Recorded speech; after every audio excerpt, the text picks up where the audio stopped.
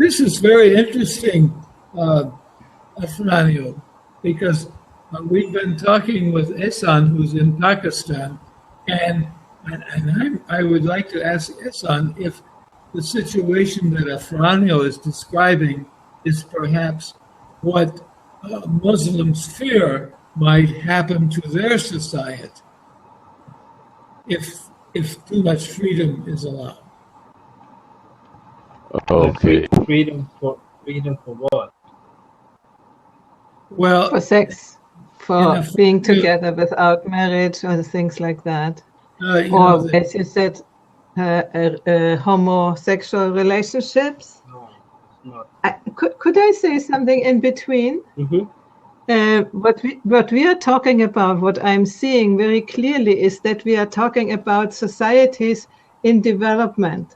This is this traditional society which is now sort of opening up to new ideas by internet. And as far as I've understood, that Ehsan, your society is at the beginning to opening up, while in Brazil it is already much ahead. And the characteristics of development is that people get aware of more things which before were impossible become part of their vision, part of possibility, let's say. And so homosexuality can become normal. I mean, that people are proud of it is another question. This is creating identity of your sexuality, which for me is a bit strange, you know. Why should I be proud to be a woman? Why should you be proud to be a man? Why should I be proud to have a man in my bed, you know, or not? This is not really a thing to be proud of. It's just what is, you know. Okay. But that homosexuality can be considered of a way of life and not of something which has to be suppressed. This is a characteristic for societies opening up to development, to go ahead. You know, as you know, probably in America now, and also in many countries in Europe, same-sex marriage is possible, and it's not seen anymore as something. Oh. Hörnlein as well. Okay, well, as you said, of the opening of the society and everything, and I've told you of the what actually we feel of it. How is it advantageous to us, and how it is disadvantageous to us. And that is one aspect, like sex and others, one aspect of that opening up the society thing. And it have really positive impacts as well. As I said, of the, like, nowadays girls, they do go to universities.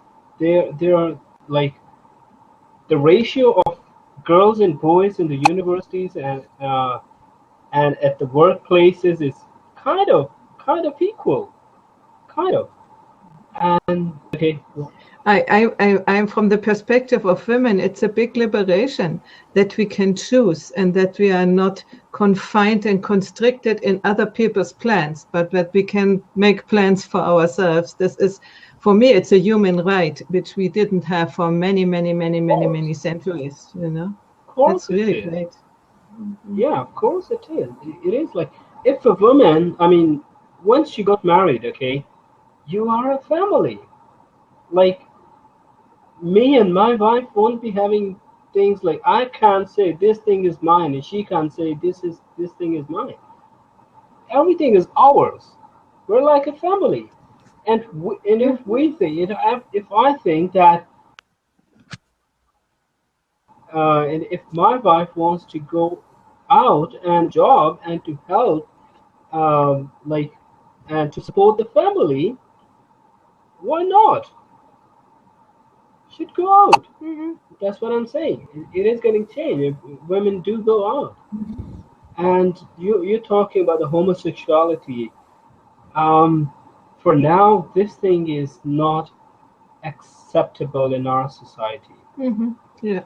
And as long as we're gonna stick with our religion, then till that time, this thing won't be allowed in our society, because in our religion, or even in the Christianity as well, and I don't think it is allowed in the Judaism as well, that have no place in our society or in our religion, nothing at all. Yeah.